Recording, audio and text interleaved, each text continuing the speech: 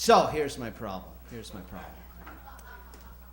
I grew up Mormon, and which I know you think right off, wow, that's a problem. It's. I know you think it's weird. People hear Mormon, they think polygamy bikes. No, rules. That's the thing about growing up Mormon. A lot of rules, right? No drinking, no smoking, no premarital sex, no coffee, which seems like a weird rule. It's logical. Think about it. You can't drink, can't smoke, can't have sex. Why stay awake?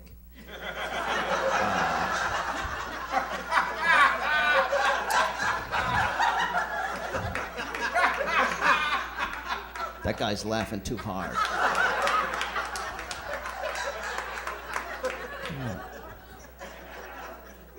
My pain's funny. All right. Here's the problem. My wife is not Mormon. She's Irish Catholic. She's practicing Irish Catholic, too. I mean, every weekend, like drunk. I'm kidding. I'm sorta kidding. Here's the deal. When I met her, too, she had a beer in one hand, cigarette in the other. Do you see that? 2 Mormon rules, same time. You get it? Ambidextrous sinner. Of course, the Mormon in my head's looking at that, just thinking, this is hot.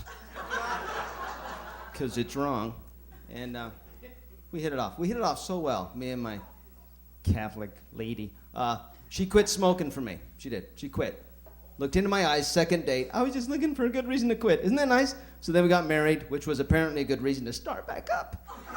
Again.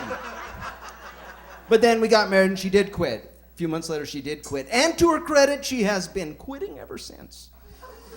About 8 years quitting. She's going to stick with it. The nicotine helps. So this is my problem. That's a problem. It's awkward. We both do our part to make it work. Her job, sneak around, smoke in secret, don't get caught. My job, act like I can't smell.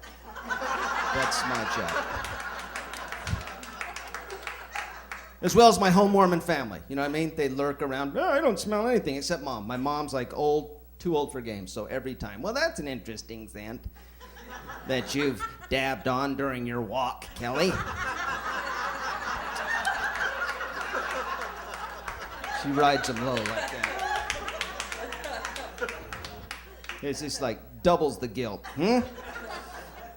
What is that new scent, Kelly? What is that? Yeah, Mom, that's Obsession by Philip Morris.